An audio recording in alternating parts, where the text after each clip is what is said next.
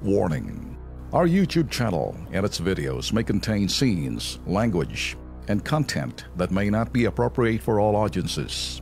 These videos include surveillance footage, undercover pursuit of suspects, actual police and rescue operations, and fearless confrontations. If you do not approve of the content, please do not watch our videos. If you wish to continue, we strongly advise that you proceed with caution. Viewers' discretion is advised.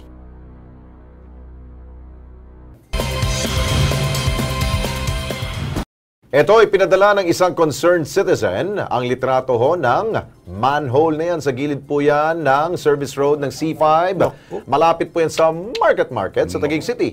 Sa laki ho ng butas na ito, tila pinabayaan na lamang daw na nakatiwangwang ang pangambaho nila. Hindi malabong makadisgrasyo ito sa mga pedestrian, lalo na kapag gabi at kapag bumabaha po dyan sa area na yan. Hindi mo mapapansin, may butas pala ho yan. Kaya siguro pwede mo natin tawagan po ang pansin dito ang Taguig City Government, no? Mayor Lani? Pero ako relax muna bago natin. Kung sino man kontratista na yan, dapat ang kontratista dyan, nilulublub yung ulo, sinuhulog mismo sa ibaba. Kasi kung sino ang kontratista ng syudad na yan, makalain mo, basta papabayaan mo na katiwangwang. Paano pag may batang nahulog dyan? Nako, hindi mo na mapapansin. Paano pag umuulan? Patay ka, delikado dyan. Okay, dahil po nabigay ho yan sa Kilos Pronto itong problema na ito, idulog natin sa project contractor po ng City Engineering Office sa Taguig. Walang iba kundi si Aleric Garrett. Sir Aleric, magandang gabi ho. Si Alex Santos po, pati si Ben Tulfo ng Kilos Pronto. Good evening, sir. Good evening, sir. Good evening, Sam. Opo. Sir Aleric, ano pwede ho natin gawin ho dyan? Napakasimple ho itong problema nito, pero kapag may nangyari ho dyan disgrasya, sigurado pong may kalalagyan po talaga ang tao ho dyan. Delikado ho yan. Ano po pwede ho ninyong gawing action dito? Nag-site visit na po kami kanina. Medyo nagkaroon lang ho ng konting problema. Sobrang traffic na ho eh. Kanina. Bukas na lang, before mag-7 ho ng umaga, gagawin na po namin yung manhole cover na nadyan po. Tatakpan ho? Tatakpan na?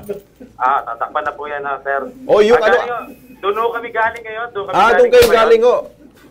Doon kami galing ngayon. Sobrang traffic lang, kaya hindi namin na Sir Alec, pag-penetrate ng gawa.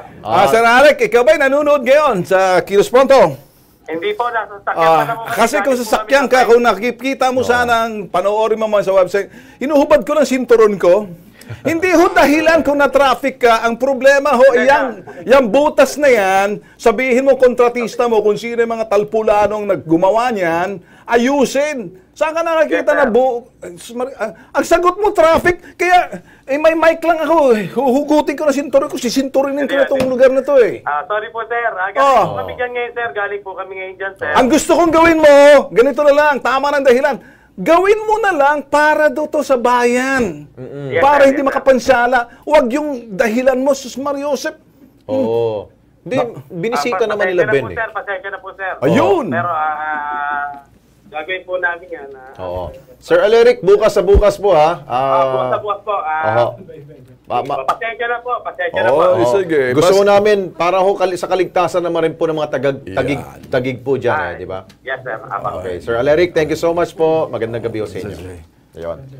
Okay no, nabalik mo na ba yung belt mo? Ganda pa naman ng belt mo. Pagkuha ko ng belt ko, may mic pala ako. Hindi ko maalam. Mabuti na lang. Sisinturinin sana to eh.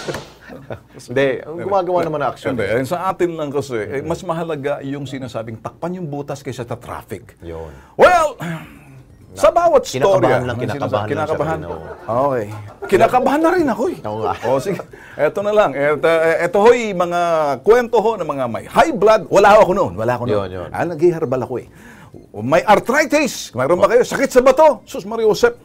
May pag-asa ho dyan. Panoorin kung ano yung sekreto. Eto.